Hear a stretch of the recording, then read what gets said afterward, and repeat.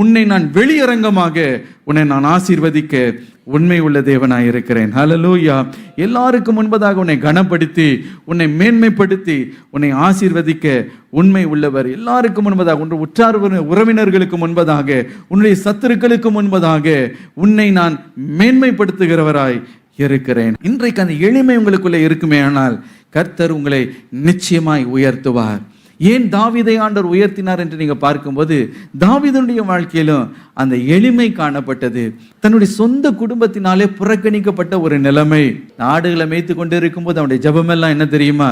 கர்த்தர் என் மேய்ப்பராய் இருக்கிறார், நான் தாழ்ச்சியடையேன் என்று கர்த்தரையே அவன் தேடிக்கொண்டே இருந்தான் என்று நாம் பார்க்கிறோம். ஹல்லேலூயா. இருதயத்தில் ஒரு தாழ்மை அவனுக்குள்ள காணப்பட்டது. ஆகவே கர்த்தர் என்ன செய்தார்? அவனை உயர்த்தினார். அவர் எளிமை உள்ளவர்களை அவர் உயர்த்துகிற தேவனாய் இருக்கிறார்.